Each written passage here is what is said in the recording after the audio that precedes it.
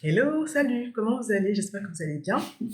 J'espère que vous avez passé une bonne semaine. En tout cas, nous, par la grâce de Dieu, encore une fois, ça va. C'est le début des vacances, c'est le début de, on est encore au début de l'été.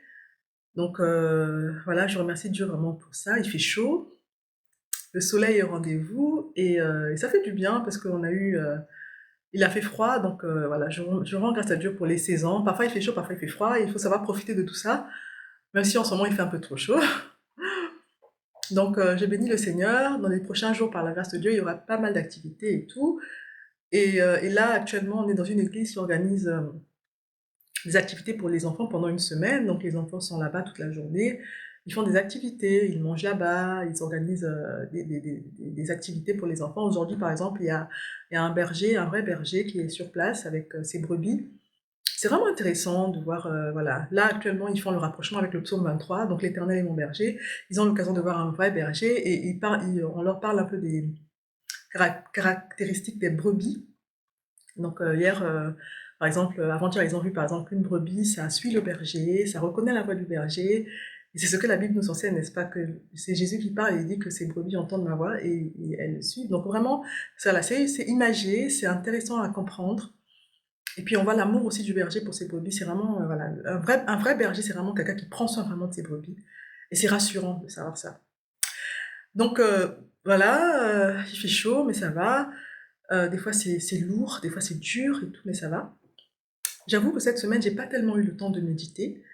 Vraiment, je l'avoue, j'ai pas eu le temps vraiment de. Alors, j'aime pas dire que j'ai pas eu le temps, parce que le temps, on peut toujours le prendre. Je vais plutôt dire que je n'ai pas médité. Voilà, je n'ai pas médité. Et donc ça me manque un peu, mais par contre, j'ai quand même pris le temps d'écouter de la louange, j'ai quand même pris le temps de prier aussi, parce que la prière, qu'est-ce qu'on peut faire sur la prière? Vraiment, c'est absolument important de... Et c'est ce que je voulais vous dire aujourd'hui, c'est que même si vous n'avez pas eu le temps de lire un verset ou de lire votre Bible, ce qui est important, il faut le faire, au moins prendre le temps de louer Dieu, d'écouter aujourd'hui avec tout ce qu'on a comme, comme appareil, on peut vraiment écouter de la louange. Et aussi, voilà. Donc c'est vraiment ce que je voulais dire. Et je voulais aussi signaler le fait que, vous savez, quand vous ne mangez pas physiquement, vous avez faim, votre corps, le corps, il est tellement vocal, il est tellement, voilà, que le corps se fait entendre très vite. Donc quand vous n'avez pas mangé, vous avez faim, votre corps vous le dit. Mais quand l'esprit n'a pas mangé, comment vous savez que votre esprit n'a pas mangé? L'esprit ne vous le dit pas en fait. C'est pour ça que c'est très facile de faire un jour, 2 jours, 3 jours, 4 jours, 5 jours, 6 jours, 7 jours, 8 jours, un mois, 2 mois, 3 mois sans lire la Bible parce que souvent l'esprit ne va pas vous dire. Votre esprit. Mais par contre, on sent quand même les effets parce que vous allez vous vautrez dans le péché, vous allez avoir des caractéristiques de quelqu'un qui n'est pas, qui n'a pas, qui n'a pas nourri son esprit, n'est-ce pas? La dépression, c'est un signe aussi d'une corruption de l'esprit, le péché.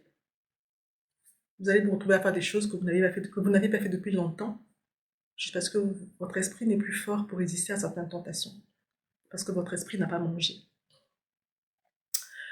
Donc voilà, en tout cas pour le chrétien, vraiment, manger c'est ça. Manger c'est nourrir son esprit. Manger spirituellement, bien sûr, c'est nourrir son esprit avec des choses consistantes, avec la parole de Dieu, avec la louange. Cette semaine, j'ai écouté les louanges je recommande de Don Moen sur YouTube. Vraiment, c'est une bénédiction. C'est pur, ça s'adresse directement à Dieu, c'est vraiment, voilà, c'est vraiment, vraiment super.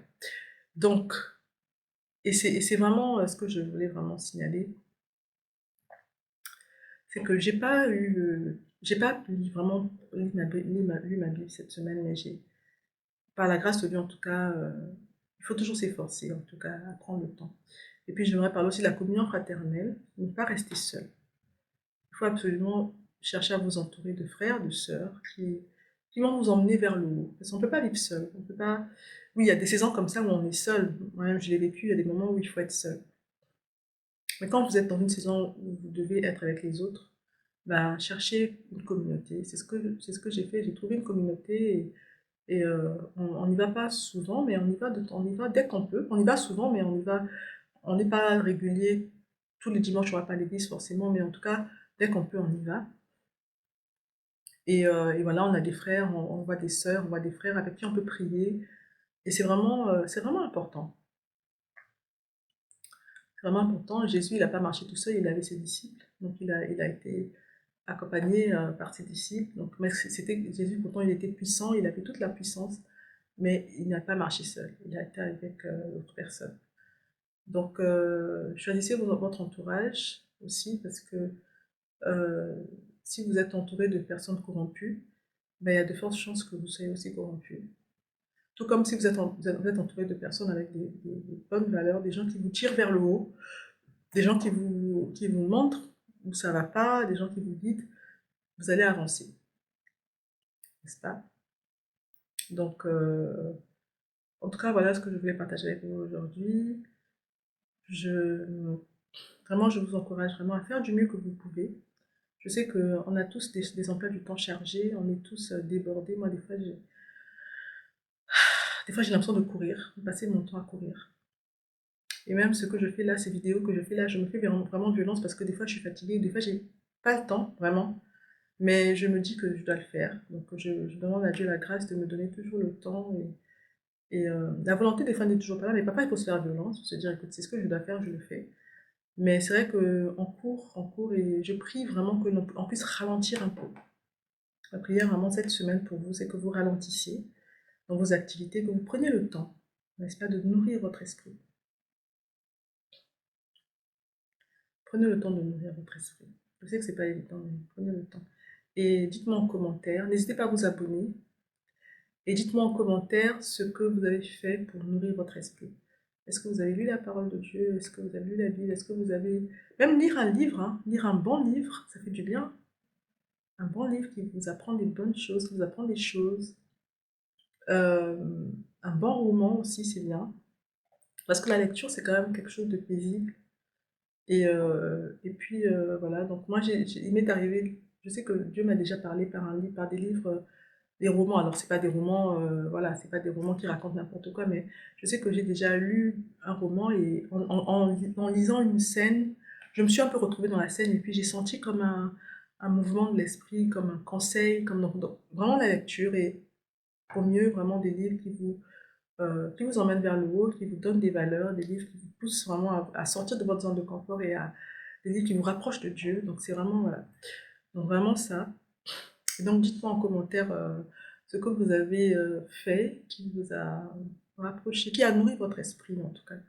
Si c'est la louange, est-ce que vous avez loué Dieu? Est-ce que vous avez pris un temps de louange, un temps de détente, un temps de repos? Le repos c'est bien aussi, hein.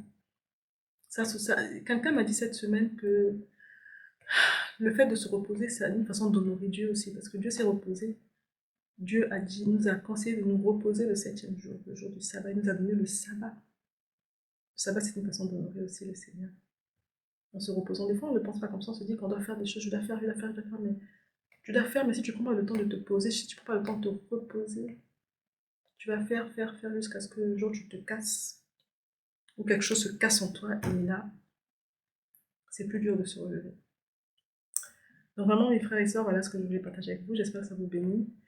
Vraiment, je vous souhaite une bonne semaine, vraiment une semaine remplie, une semaine pleine de calme, de paix, d'amour, entouré de vos proches. Et si vous êtes seul, ben, prenez le temps de prier parce que vous n'êtes jamais vraiment seul. Le monde spirituel est beaucoup plus réel qu'on le pense. Donc voilà, je vous souhaite une très bonne journée et je vous dis à très bientôt.